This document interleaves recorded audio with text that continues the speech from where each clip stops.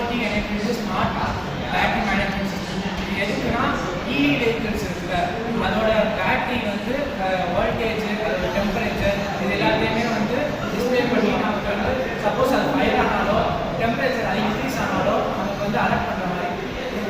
இதில் வந்து என்னென்ன காம்பனன்ட்ஸ் யூஸ் பண்ணியிருக்கோம்னா EV பேட்டரி இருக்குது, அடுத்து வந்து ஃபயர் டிடெக்டர், அடுத்து டெம்பரேச்சர் டிடெக்டர், அடுத்து வந்து DC மோட்டார் இருக்குது, ரிலே இருக்குது, அடினோ போர்டு, அப்புறம் சப்ளை, அப்புறம் வந்து LCD டிஸ்பிளே இருக்குது.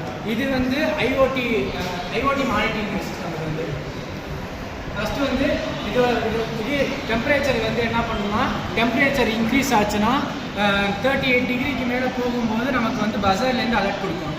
சப்போஸ் ஃபயரில் வந்து டிடெக்ட் ஆச்சுன்னா சடனாக வந்து அலர்ட் கொடுக்கும். அதே மாதிரி வந்து மோட்டர் சடனாக ஆஃப் ஆகிடும். இது வந்து 38 டிகிரி போகும்போது தான் மோட்டர் ஆஃப் ஆகும்.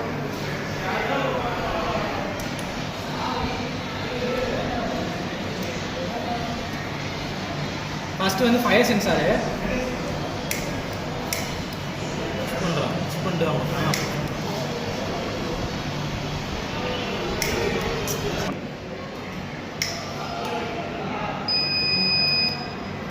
ஃபயர் டிடெக்ட் ஆனாலே உடனே வந்து பஸர் அடிக்க ஆரம்பிச்சிடும். மோட்டர் சடனாக ஆஃப் ஆகிடும். மோட்டர் ஆஃப் ஆகிடுச்சா. அடுத்து வந்து டெம்பரேச்சர் செக்கரு. இது எப்படின்னா ஒரு 38 டிகிரி போகும்போது தான் வந்து மோட்டர் ஆஃப் ஆகும். அந்த டிகிரியை கவர் பண்ணிக்க